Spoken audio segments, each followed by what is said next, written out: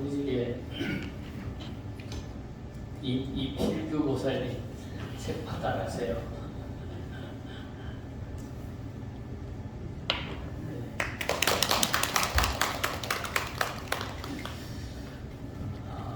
우리 합장 먼저 하도록 하겠습니다. 한 마디씩 따라합니다. 지장보살님의 불가사의한 미실력에 귀의합니다. 지장보살님의 불가사의한 미실력에 귀의합니다.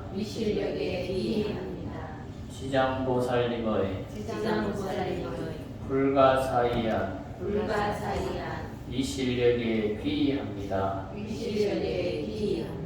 네, 반갑습니다. 원문을 이어서 강의하고 있는데 원문을 한 번 더 읽고 이어서 강의하도록 하겠습니다. 17페이지 1-8번 주반 증명 설주와 기기 법태를 증명하다. 이 부분 함께 한 번 더 읽어보도록 하겠습니다. 시작. 그들이 서가모니 부처님께서 오타각세에서 불가사의한 대지의 신통력을 납두어서 강강한 중생들을 조복해서 괴로움과 즐거움의 실체를 알게 하신다고 찬탄하신다. 예. 앞에서 그 괴로움과 즐거움의 실체를 알게 하신다라고 하는 부분, 그 부분을 설명하다가 마쳤습니다. 이어서 설명하도록 하겠습니다. 경전에서 괴로움과 즐거움의 실체를 알게 하신다. 부처님께서 설법하시는 모든 설법은 바로 괴로움과 즐거움의 실체를 알게 하시기 위해서 부처님께서 설법하셨다. 이렇게 생각하시면 되겠습니다. 그래서 부처님의 설법을 최초에 설법하신 것을 사성제라고 하는데, 그 사성제, 고진별도라고 하는 그 사성제가 실제적으로 부처님의 가르침을 대변한다라고 보시면 돼요. 그러니까 부처님께서 이 사바세계에 오셔서 태어나시고, 그죠? 어머니가 일주일 만에 돌아가시고, 또 그리고 이제 결혼하고 사문유관을 하시잖아요, 그죠? 사문유관 생활을 하시고, 그 중생들의 생로병사를 보시고, 그리고 난 다음에 출가를 하셨지 않습니까, 그죠? 그래서 부처님은 출가하신 이유는 중생들의 괴로움에서 벗어나시기 위해서 출가하신 거예요. 그러니까 더 행복하게 살고, 더 이 사바세계에서 더 잘 살고 하시기 위해서 출가하신 것이 아니고, 이 괴로움이라고 하는 것을 직접 눈으로 보고 그것을 괴로움의 실체를 아시고 그 괴로움에서 벗어나고 싶었던 거예요. 그래서 이제 출가를 하셨고, 또 그리고 부처님께서 최초의 설법이 사성제가 되었던 이유도 중생들이 이 괴로움에서 허덕이는 이유가 결과적으로 무엇이 괴로움이고 무엇이 즐거움인지를 정확하게 모르기 때문에, 그렇기 때문에 이 사바세계에서 즐거움과 괴로움을 전도몽상한다 그러잖아요, 그죠? 그러니까 거꾸로 알더라는 거죠. 괴로움이 수행은 괴롭지만 그 수행을 통해서 얻어지는 깨달음은 즐거움인데, 그 수행의 괴로움은 즐거움이라고 생각하지 못하고, 이 사바세계에서 우리가 살아가는 즐거움을 진정한 즐거움이라고 하는 것, 그게 사실은 괴로움의 씨앗이라는 것을 모르더라는 거죠, 그죠? 그래서 부처님께서 중생들을 위해서 설법하셨는데, 그 최초의 설법이 바로 뭐다? 사성제라는 거죠. 고진별도 사성제. 그러니까 이 괴로움과 즐거움의 실체를 알게 되면 우리는 괴로움을 버리고 즐거움을 향해서 나가게 되겠죠. 근데 무엇이 괴로움이고 즐거움인지 모른다면 어디로 나가는 것이 괴로움으로 나가는 길인지 또 어디로 가는 게 또 즐거움으로 나가는 길인지를 모른다면 우리는 늘 증도몽상이라고 하는 삶 속에서 이제 벗어나지 못하게 된다. 그래서 부처님께서 괴로움과 즐거움의 실체를 알게 하시기 위해서 설법하셨다는 겁니다. 자, 부처님의 49년 설법이 이 한마디로 요약할 수 있는데 바로 괴로움과 즐거움의 실체를 알게 하셨다라는 말이다. 자, 부처님께서 사성제를 설하셨는데 사성제의 내용은 무엇인가 하면 바로 고집멸도가 된다. 자, 고집멸도란 자, 고는 괴로움의 실체를 말한다. 괴로움을 말할 때 사고와 팔고를 말하는데 사고란 네 가지의 괴로움이다. 그러니까 여기에서 사고라고 하는 것은 우리들이 말하는 물리적인 괴로움을 말하는 거예요. 우리는 물리적인 괴로움도 있고 정신적인 괴로움도 있잖아요, 그죠? 그래서 사고는 물리적인 괴로움을 말하는 것이다. 자, 네 가지의 괴로움이란 우리 모두가 잘 아는 것인데 망각하고 살다 보니 잊고 살 뿐 이 네 가지의 괴로움은 이 사바세계에 태어난 중생이라고 한다면 누구도 피해갈 수 없는 것이다. 자, 첫 번째, 태어나는 괴로움이니 우리가 몰라서 그렇지 태어날 때의 괴로움이 극심하다고 한다. 그래서 모든 아이가 오는 것이다. 그러니까 우리가 과거 전생을 기억하는 애들이 있어요. 과거 전생을 간혹 가다가 많은 애들은 아닌데 간혹 기억하는 애들이 있거든요. 근데 이제 어머니 태로서 태어나면서 그 극심한 고통에 과거 전생을 까먹어 버리는 거예요. 근데 간혹 전생에 수행을 많이 한 아이라든가 전생에 공덕이 큰 아이들은 태어나고 난 다음에 일정 시간 동안 그 과거 전생을 기억하는 애들이 있어요. 근데 대다수는 그 태어날 때 괴로움이 너무 극심하게 괴롭다 보니까 그것을 잊어버리는 거예요. 그 과거 전생의 기억들을. 그만큼 태어나는 괴로움이 극심한 괴로움이라는 거죠. 그 설례로 이야기하면 만약에 지옥에 태어난 중생이 하루 동안 나고 죽고 하기를 84,000번을 한다 그런 말이 있는데 그 몸을 실제적인 이런 물리적인 몸을 갖지 않은 그 지옥 중생도 극심한 괴로움을 받다가 죽잖아요, 그죠? 그러면 다시 업풍이라고 하는 바람이 싹 불어오면 다시 살아난대요. 그러면 그 몸이 실제적인 우리 같은 몸이 물리적인 몸이 없는 그 지옥 중생도 죽었다 다시 살 때 극심한 그 고통이 뒤따른다는 거예요. 그래서 이와 같이 이 누구나 태어날 때의 괴로움은 말할 수 없을 정도로 극심한 괴로움이 나는다는 거죠. 그래서 이것을 뭐라 그러냐면 이제 이 사고는 이제 생로병사거든요. 가장 많이 알고 있는, 잘 알고 있는 생로병사 모르는 사람 없잖아요, 그죠? 근데 잊고 살 뿐이지. 그러니까 여기에다 괴로움이 다 하나씩 붙는 거예요. 생고, 태어나는 괴로움, 늙어가는 괴로움, 병들면 오는 괴로움, 또 죽는 괴로움. 이렇게 해서 이게 사고가 되는 거지. 사고. 그래서 처음에 태어날 때 괴로움은 이게 생고다 이렇게 이야기를 한 거예요.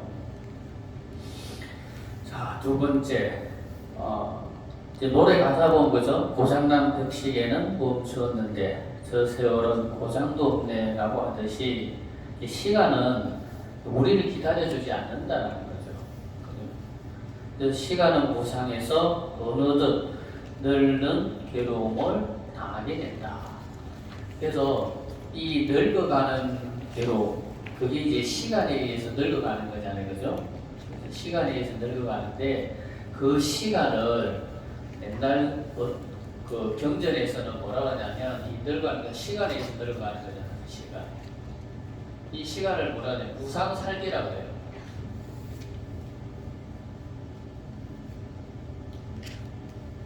무상살기. 무상하다라는 건 뭐냐면 시간이 무상하다라는 거예요. 시간이 고정되어 있는 것도 아니고 시간이라는 것은 늘 고정되어 있는 게 아니잖아요. 그죠? 그래서 시간은 항상 무상하다. 우리가 보면 세월이 참 무상하다 이런 말 쓰잖아요. 그죠? 그럼 세월이 무상하다라는 건 뭡니까? 흘러가는 시간이 참 무상한 거예요. 노래 가사처럼 시간이 그 벽시계에 멈춰 있다고 해서 시간이 안 흘러가는 게 아니잖아요. 그죠? 그래서 시간은 끊임없이 흘러가는 거예요. 그래서 시간을 무상살기다. 왜? 시간이 흘러가면 1살 먹고 10살 먹고 100살 먹으면 언젠가는 죽음이라고 하는 저승사자가 다가오는 거잖아요. 우리 곁에. 그래서 시간을 무상살기다 이렇게 표현하기도 합니다. 이제 세 번째, 병이 생기는 괴로움. 이 병이라고 하는 거는 물론 이제 요즘은 그죠? 가족력이라고 해서 부모에게 물려받는 유전 인자가 있어가지고 또 병도 이제 가족력이 있지 않습니까? 그죠? 근데 그 가족력이라고 하는 것이 생각해보면 다른 게 아니에요.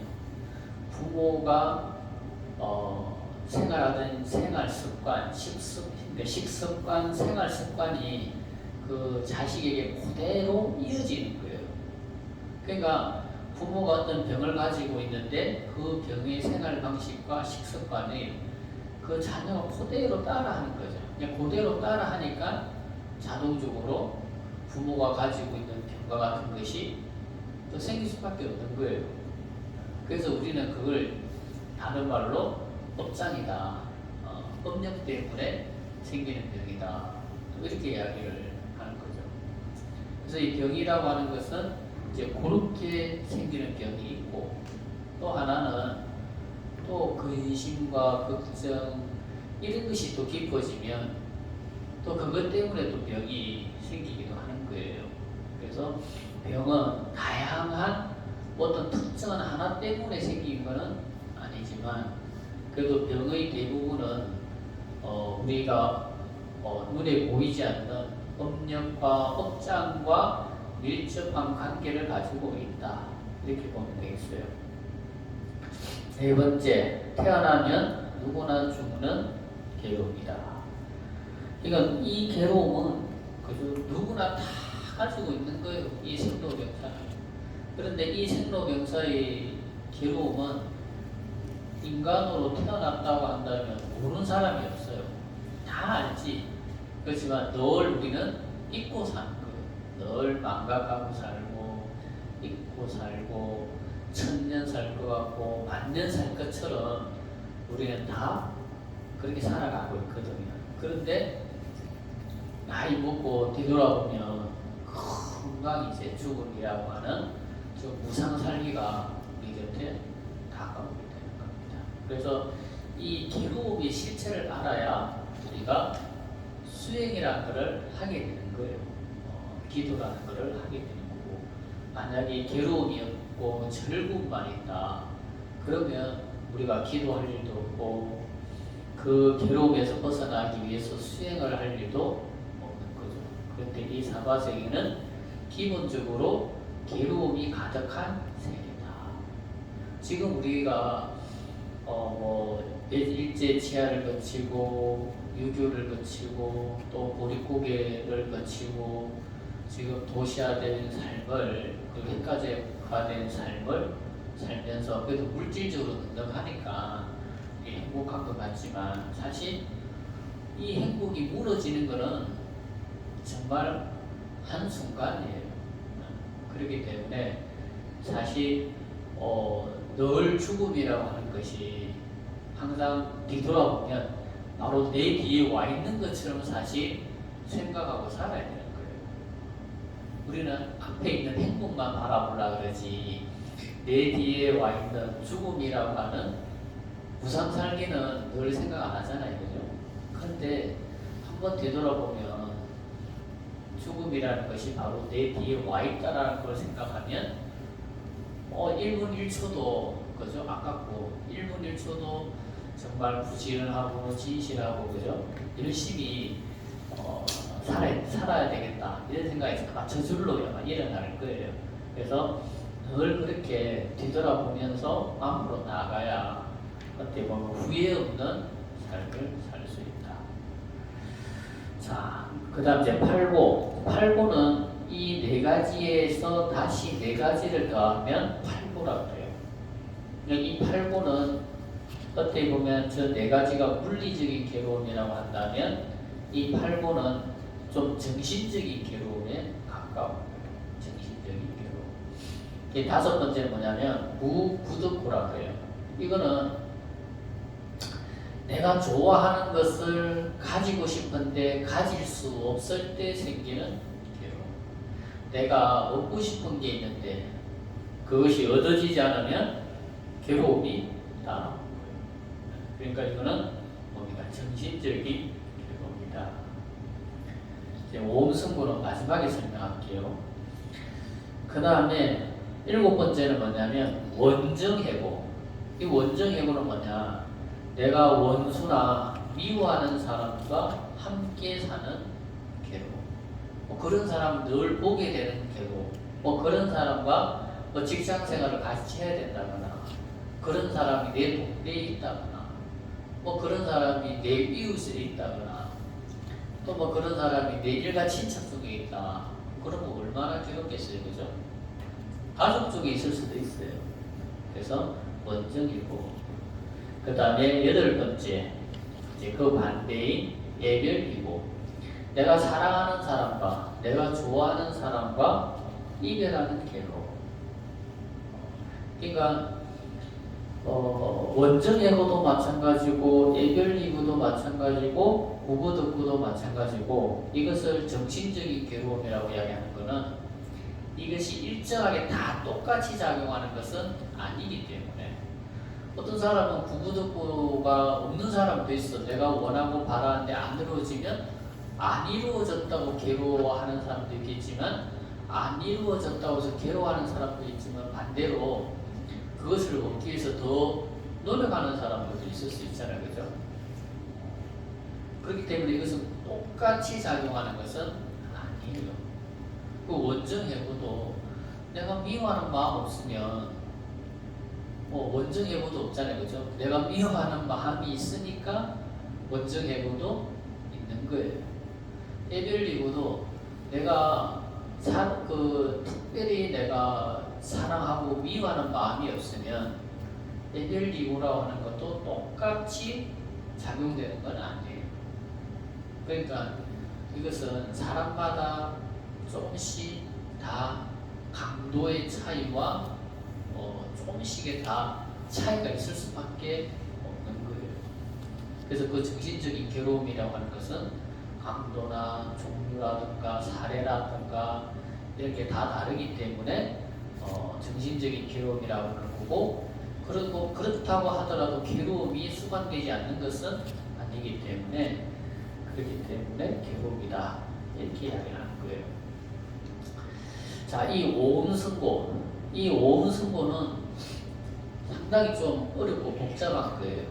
그래서 구부득고나 원정해고나 예별이고를 그냥 하나로 표현한다. 그냥 하나로서 괴로움을 표현한다 하면은 오음승고라고 표현할 수가 있어요.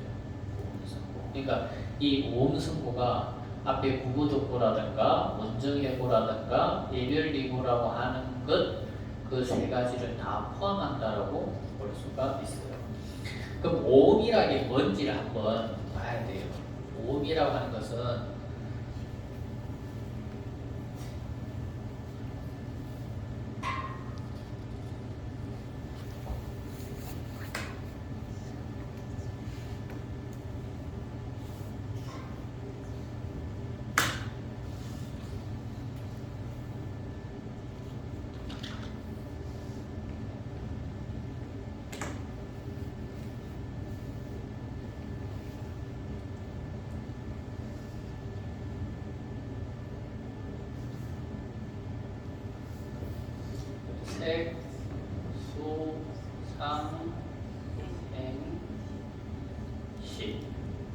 여기에다가 이제 다시 음이라는 걸 하나씩 더 넣는 거죠.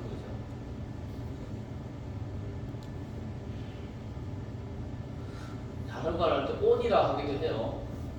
그래서 한번 따라해볼까요? 색수상 행시. 그 다음에 색음, 수음, 상음, 행음, 식음. 한번 따라해보세요. 색음, 그리고 온이라고 붙이면 이제 색온, 수온, 상온, 행온, 식온 이렇게 읽어볼까요? 색온, 수온, 상온, 행온, 식온. 온이라고 하면 온이라는 글자는 뭐냐면 이게 쌓인다는 뜻이에요. 뭐 경험이나 뭐 정보라든가 이런 것이 쌓인다라는 거예요. 본이라고 하는 것은. 그러면 세본이라고 하는 건 뭐냐면 세본이라고 하는 것은 우리 눈에 보이는 대상 그것을 색이라고 해요. 우리 눈에 보이는 대상 사람이든 물질이든 이런 것을 다 세본이다 이야기하는 거거든요. 그러면 세본이라고 하면 그 색에 온이라고 붙일 때는 색에 대한 정보라는 뜻이 되겠죠, 그죠? 색에 대한 정보. 자, 이 연필이 있어요. 그 마카보드, 보드마카. 이건 색이죠. 그럼 이게 색에 대한 정보는 어떤 겁니까? 뚜껑은 까만색이고 몸통은 파란색에 글씨가 있고 모양은 이렇고 뚜껑은 열면 이렇고 이런 글씨가 쌓이고 이런 것들이 다 정보잖아요, 그죠? 이게 다 정보예요. 이 정보들이 우리 마음에 그 정보가 다 쌓여요. 그래서 우리가 예를 들어서 뭐 이것과 이것을 구분할 수 있는 이유가 뭡니까?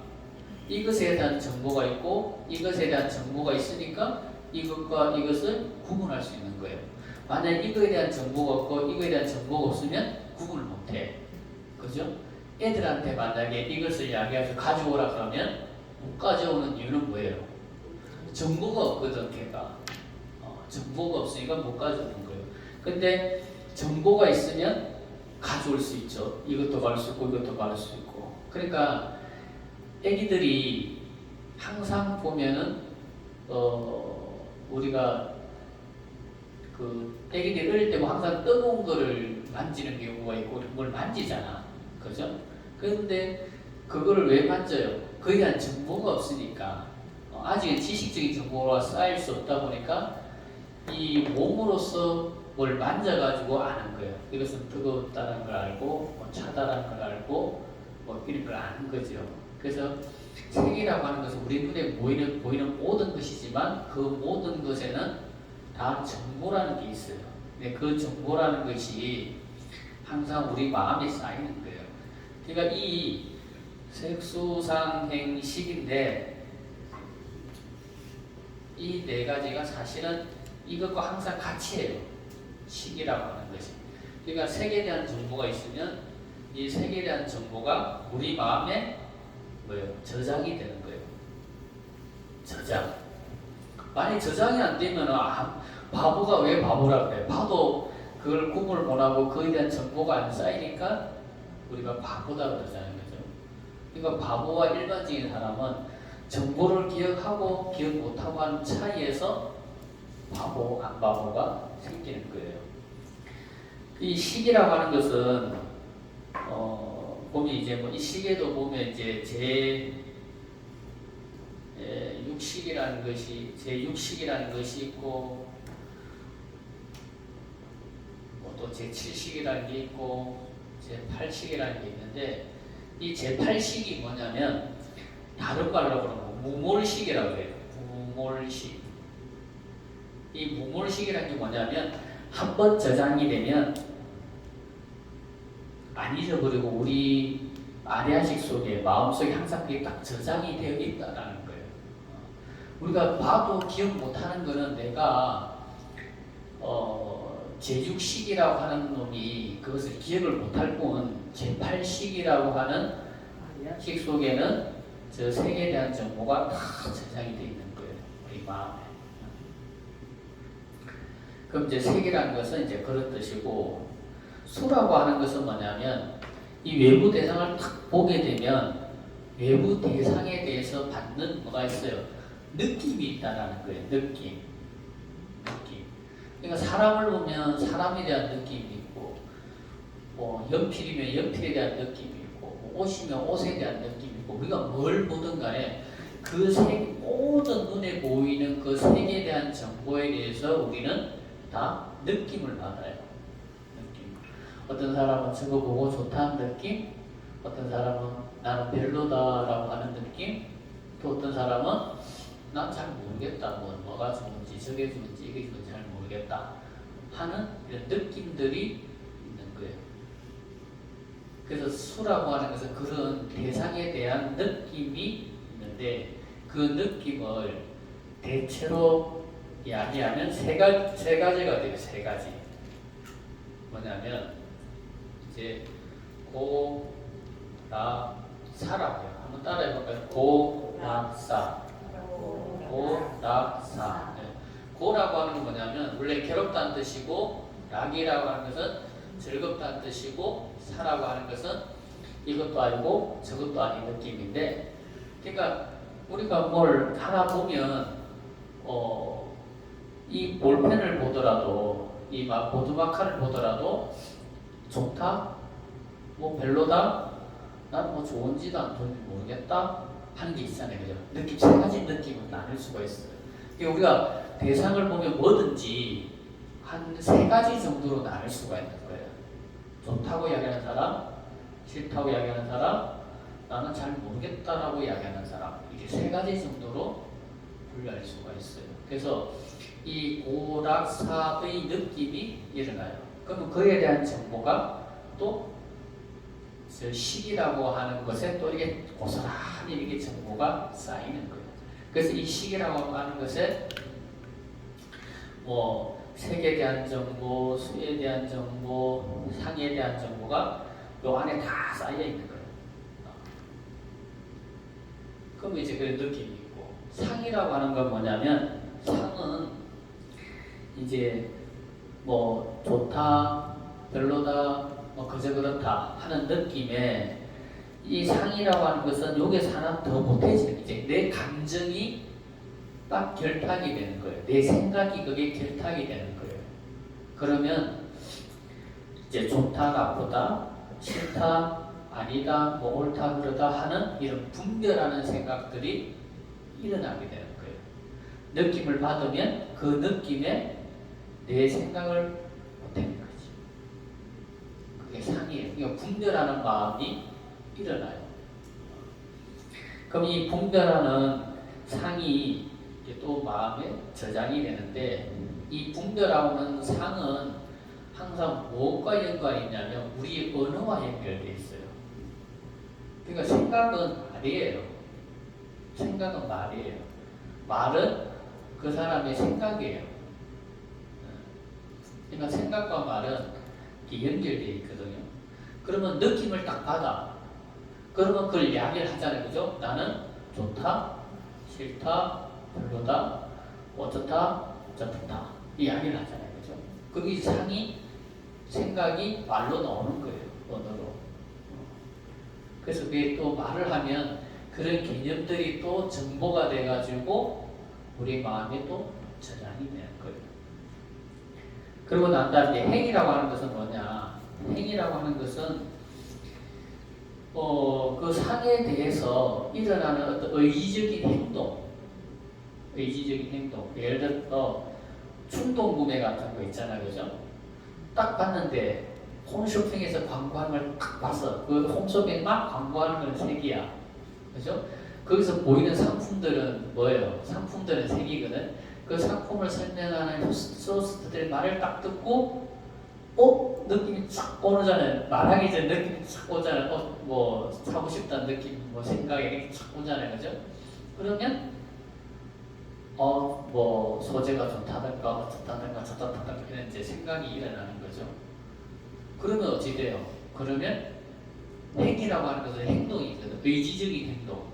그러니까 내 생각이 없는 행동이 아니고 내 생각이 그 행동과 연결이 있는 거지. 그래서 의지적인 행동이 일어나는 거예요.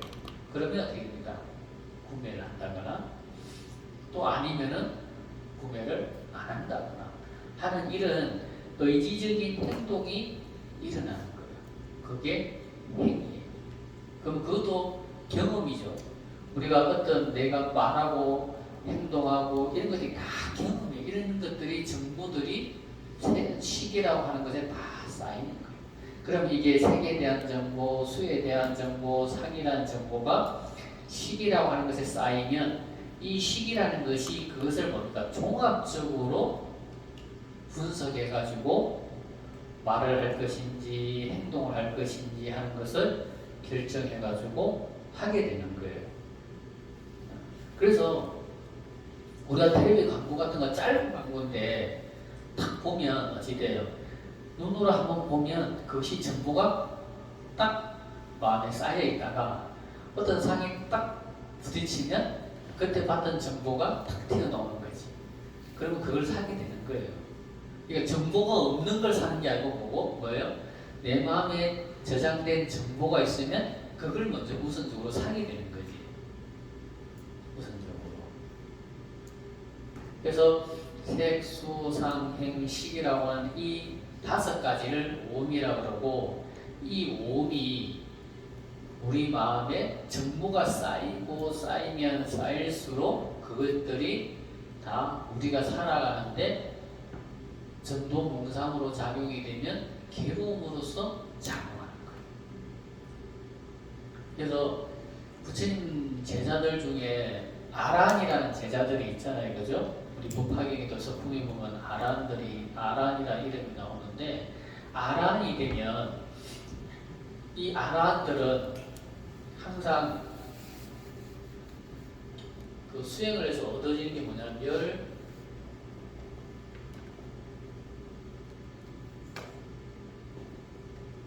이 멸수상정이라는 걸 어떻게 된다 그래요? 따라해 볼까요? 멸수상정. 멸수상정. 네. 수상정이라는 거는 이 수와 상이라는 게 뭐였어요? 이게 색, 수, 상, 행, 시라 있잖아요. 그죠? 이 깨달은 사람은 뭐가 없는 거예요? 수와 상이라고 하는 것이 우리 마음에서 없어져 버린대요. 그러니까 수라고 하는 정보가, 그러니까 우리가 뭘 느끼면 정보가 항상 우리 마음에 쌓인다고 했잖아요. 그죠? 또 생각을 하면 생각한 대로 이 정보가 쌓인다고 했어요. 근데 이 아란이 되면 뭐가 없어진다? 이 정보라는 게 없어진다. 정보라는 게. 그러니까 뭐예요?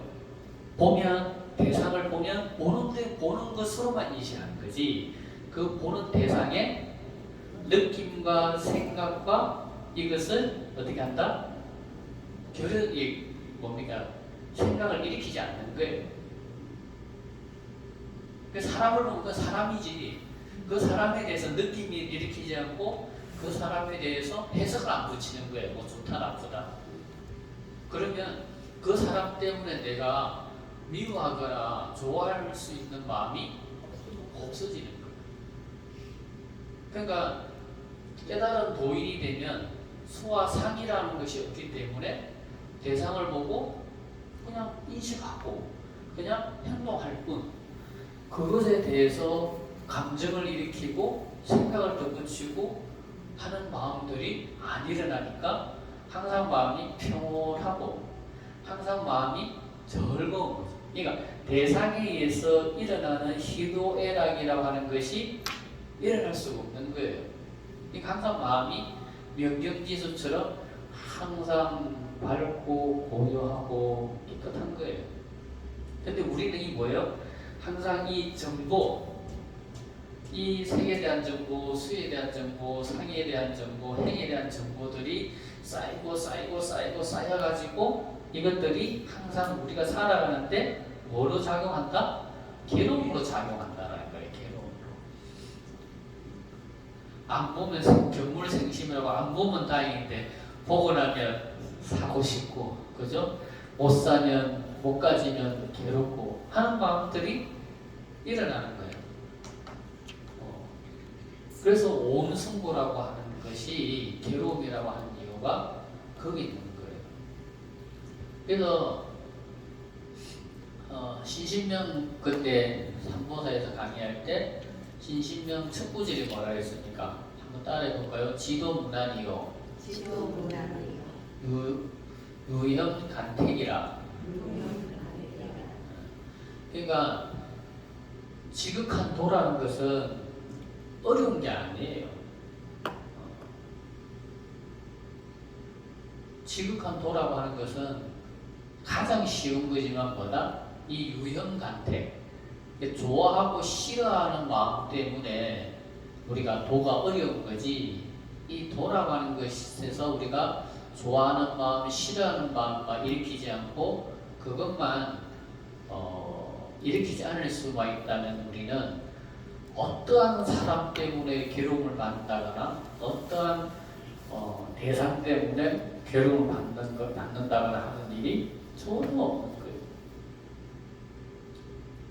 그렇지만 이것 때문에 늘 우리는 괴로운 거예요. 그럼 이 색수상 행식을 한 번 더 한번 비유로서 한번 설명해 볼게요. 우리가 은행을 가면 은행을 가지고 한번 비유를 한번 해봅시다. 자, 내가 돈을 가지고 왔어.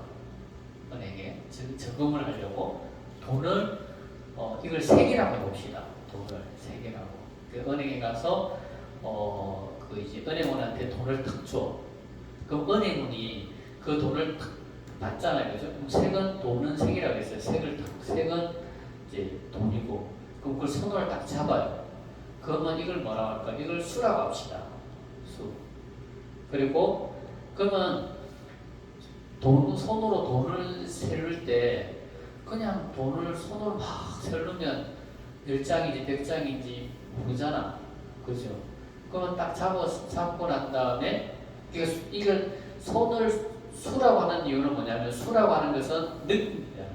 돈을 손에 탁 잡으면 돈의 느낌이 있잖아요. 그죠? 돈을 또 처음 넣으면 돈 냄새도 있다고 그러잖아요. 그죠? 좀 지나니까 이제 그 냄새가 없어지지만, 그래서 돈을 탁 잡으면 돈은 색이고 돈을 손은행을 탁 잡으면 수예요. 그럼 이걸 올바르게 세려면 뭡니까? 상이 필요하죠. 하나, 둘, 셋, 넷, 다섯 개, 10개, 100개 이렇게 계산을 정확하게 해야 되잖아요. 그죠? 그러면 이건 뭐다? 상이고. 그럼 이걸 이제 정확하게 정보를 분석했으면 이거를 뭡니까? 이제 은행원이 돈을 저금하는 그 행위, 그것은 행위. 이렇게 생각하면 수상행식을 한번 이해할 수 있지 않을까, 그런 생각이 들어요. 그래서 오음승고라고 하는 것이 괴로움이다 하는 이유는 이것 때문에 괴롭다, 이렇게 이야기를 하는 거예요. 그러니까 그 정보들에 의해서 우리가 괴로움을 당하는 이유는 그것에 의해서 일어나는 다양한 마음들이 있고, 그 다양한 마음들에 의해서 내가 뭡니까? 노예가 되기 때문에 괴로운 거예요.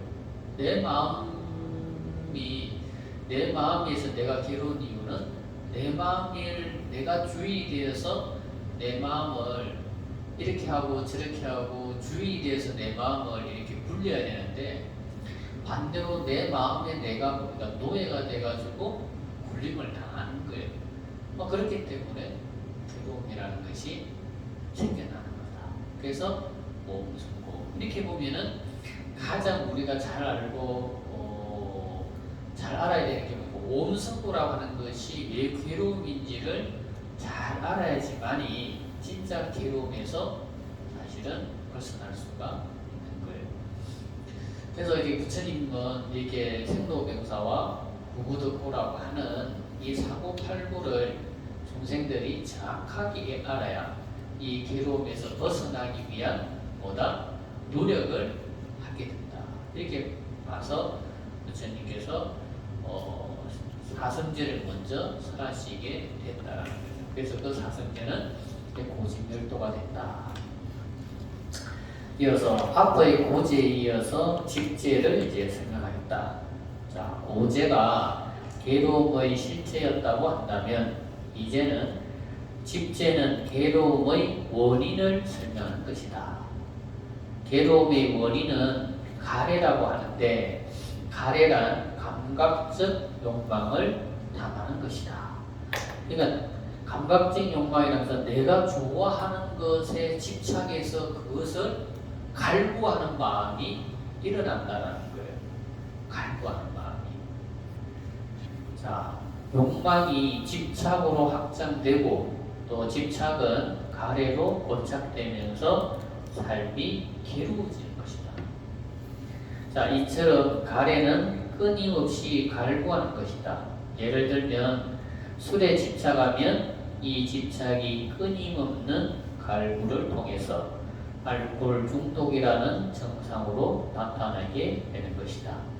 알코올 중독으로 인해서 자신도 파멸시키고 사랑하는 가족들까지도 파멸시키듯이 이 가래 즉 감각적 욕망의 추구가 바로 괴로움의 원인이요 문제의 근본이 된다. 그러니까 이 가래라고 하는 것이 괴로움의 원인이다 이렇게 보는 거예요. 이것이 원인이 되어서 생로병사와 탈모라고 하는 괴로움이 뭡니까? 고착화되는 거예요. 더 강화되는 거지. 그러니까 이것만 가지고는 괴로움이다라고 볼 수는 없고 이것이 괴로움이 되기 위해서는 가래라고 하는 원인이 있어야지만이 이 사고팔고가 괴로움이 될 수가 있다는 거예요. 이 가래라고 하는 것은 아까도 말씀드린 것처럼 이게 심해지면 우리 삶이 중독 현상으로 나타나는 거예요. 그러니까 이 중독 현상이 우리를 괴로움으로 이끌고 가는 근본 원인이 되는 거예요. 나는 우리가 이게 이 가창에 살면 이 한 번씩 저 천도 쪽으로 나가면 저게 무슨 경마장인지 사이클 경륜장인지 하나 있잖아요. 그죠? 그거 지나가면 차가 엄청나게 많이 있어서 그 주위로. 그러면 차를 보면 뭐 좋은 공차도 있지만 다 뭐 트럭도 많고 소형차들도 많고 참 많거든요. 그러면 그 사람들은 그걸 하면 돈을 따려고 하는 거지만 하면 돈을 잃는다는 사실은 모를까요? 알 거예요. 근데 아는데도 뭡니까? 가래가 너무 심하니까 알면서도 그걸 하는 거예요. 그러니까 어찌 됩니까? 삶의 괴로움이 더 가중되는 거예요. 계속 하니까. 그 괴로움 그기 때문에 내 삶이 피폐하고 내 삶이 넉넉하지 못하고 내가 정말 사람답게 못 산다라는 것을 알면서도 그때만 되면 무조건 가서 하는 거예요. 그게 뭐다? 가래라는 거예요. 가래. 진짜 그 지나갈 때 되면 차 뭐 저기 그 사방으로 차가 엄청나게 많더라고요. 그래서 저 사람들은 정말 저걸로 돈을 딸 수 있다라고 생각하면서 하는 것일까? 아니면 하던 습관에서 그것이 중독에서 못 벗어나기 때문에 그냥 의례적으로 그냥 가서 하는 것일까? 그렇게 생각이 들더라고요. 근데 아까 그 사람들은 알면서도 그 가래에서 못 벗어나기 때문에 그냥 가서 하는 거예요. 그냥 계속. 그러니까 이게 가래라고 하는 것이 그만큼 무서운 거예요. 자, 다음은 멸제. 세 번째는 멸제죠. 그죠? 고집멸제 할 때 멸제. 자, 멸제란 바로 우리가 추구해야 할 구경락인데 이 구경락은 모든 번뇌와 속박에서 벗어난 해탈의 즐거움을 구경락이라고 한다.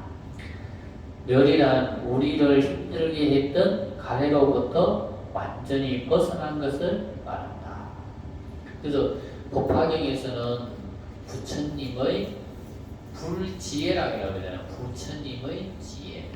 그러니까 우리가 완전한 괴로움에서 벗어나는 길은 부처님의 지혜를 얻어야지만이 완전한 괴로움에서 벗어나는 거다. 그러면 그게 이제 구경락이다. 이렇게 이야기를 하는 거예요. 제 도반스님 중에 공선사에서 공부하시는 스님이 계신데 그 스님은 99년도에 들어가셔가지고 공선사에 들어가서 지금까지 근 24년 있는 거예요. 근데 그제 어느 날 이제 그 스님을 한번 만나러 갔더만 그 스님이 그래 이야기를 하더라고요. 자기가 경전을 보는데 뭐 해석이 안 되는 것도 아니고 그 한문이 해석이 안 되는 것도 아니고 해석은 되는데 왜 그럴까라고 생각해 보니까 이해가 안 되잖아요. 왜 그래? 왜 이렇게 이 부처님 말씀을 왜 스님은 이렇게 해석을 했을까라고 하는 것에서 생각이 탁 걸리니까 이해가 안 되더라는 거예요. 그래가지고 정말 그것만 한 달이고 두 달이고 그것밖에 골똘히 생각을 했대. 그러다가 문득 그래서 그렇게 해석을 했구나라는 것을 탁 깨달을 때 정말 숨이 가쁠 정도로 기쁘더래요. 숨이 답답할 너무 벅차니까. 근데 그 즐거움이 일주일을 갔더래요. 그 즐거움. 근데 그 즐거움이 정말 말할 수 없을 정도로 자기 즐거웠다. 그게 뭐예요? 부처님의 지혜를 얻기 위해서 노력한 걸 통해서 얻어진 그때 깨달음을 통해서 얻어진 즐거움. 그것은 무엇과도 비교할 수 없더라. 그런 이야기를 하더라고요. 그래서 우리가 뭐 기도도 마찬가지고 공부도 마찬가지고 봉사도 마찬가지고 그것에 내가 몰입해서 정말 열심히 해서 딱 뭔가 내가 느낌을 딱 받으면 그 느낌이 너무 좋은 거예요. 그러니까 봉사에 이게 중독됐다고 하는 사람들이 있잖아요. 그죠? 그 사람들은 왜 하냐면 그 봉사를 통해서 얻는 기쁨이 뭐 루이비통을 사고 뭘 사고 뭘 이런 거 얻는 것보다 그런 걸 가지는 것보다 그 사람이 얻는 즐거움이 더 깊기 때문에 그렇게 하는 겁니다. 그래서 우리 불자들은 기도도 마찬가지고 공부도 마찬가지고 절에 사는 봉사도 마찬가지고 내가 정말 열심히 해봐야 돼. 열심히 해봐야 뭔가 그에 대한 답이 있지. 그냥 이것도 아니고 저것도 아닌 것처럼 기도하는 사람. 뭐 공부도 그냥 뭐 대충대충 그냥 시간 때우기로 하는 사람. 그냥 봉사도 그냥 서로 눈치 작전으로 저 사람이 하면 내가 이거 안 하고 뭐 이렇게 뭔가 눈치 보면서 하고 뭔가 정성이 없이 하고 이렇게 하면 그 사람이 얻어지는 자기만의 깨달음이 있을 수가 없는 거예요. 그래서 열심히 해야 돼요. 어차피 우리가 살다 갈 수 있는 시간은 뭡니까? 사람에 따라 정도의 차이는 있지만 다 어느 정도 다 정해져 있잖아요. 정해져 있고 또 내가 열심히 공부할 수 있는 시간, 열심히 내가 기도할 수 있는 시간, 열심히 내가 다른 사람을 위해서 부처님을 위해서 봉사할 수 있는 시간도 다 어느 정도 정해져 있는 거예요. 그 시간이 더 지나면 그때 내가 하고 싶어도 못하는 거고 그때에서 후회하는 것은 없는 거예요. 그래서 열심히 기도하고 열심히 내가 공부도 하고 열심히 봉사를 했을 때 정말 내가 나이 들었을 때 정말 내 앞길을 준비할 수 있는 힘이 거기서 나오는 거예요. 그래서 그걸 명심하시고 열심히 하는 그런 불자가 되어야 됩니다. 자, 다음은 도제이다. 도제란 구경락으로 가는 방법에 대해서 설명하는 것인데 열반으로 가는 방법으로 부처님께서는 8정도를 말씀하셨다. 자, 이중포 교수라는 분이 있는데 이분이 이런 말을 하더라고요.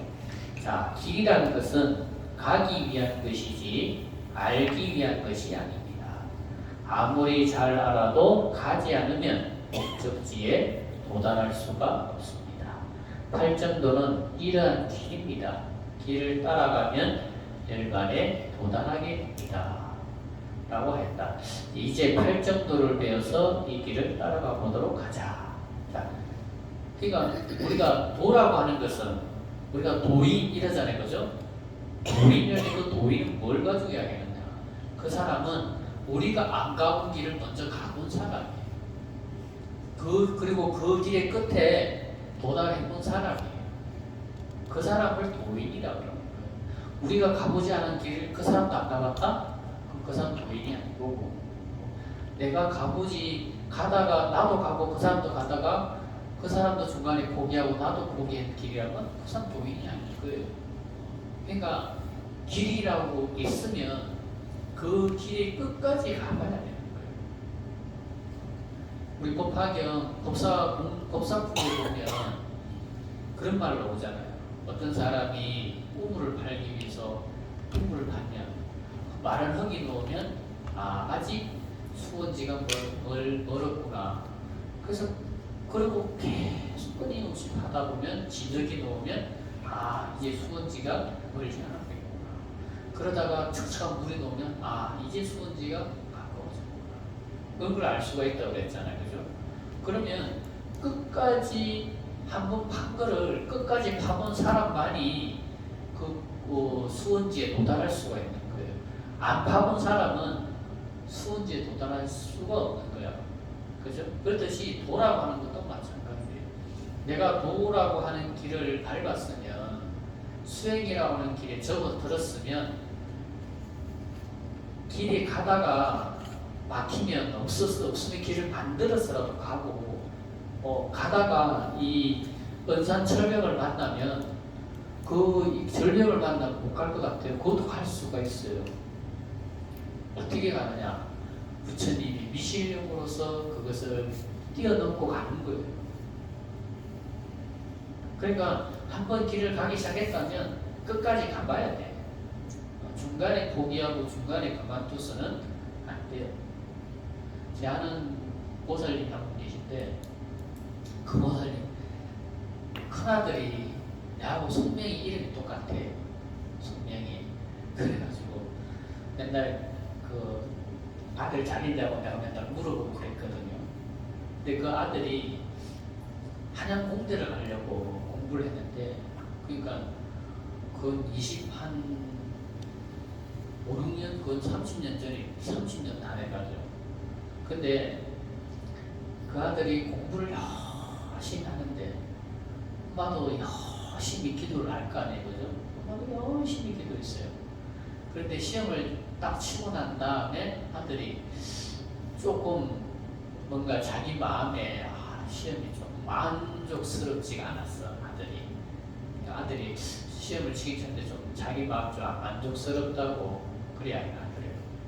그래도 기도 끝났다고 시험 끝났다고 막 그만둔 게 아니고, 어쨌든 건 원서였으니까 원서 발표할 때까지 또 엄마가 또 이어서 계속 기도를 열심히 했어요.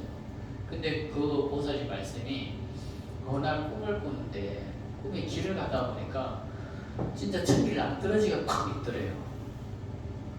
저 길을 내가 넘어서 가야 되는데 뭐 올라갈 방법도 없고, 아이고 내가 저기를 어떻게 넘어가지, 이렇게 생각을 하니까 어떤 거인이 턱 오더만 자기를 엉덩이를 턱 이렇게 올려주더래요. 쑥 던져주더래요.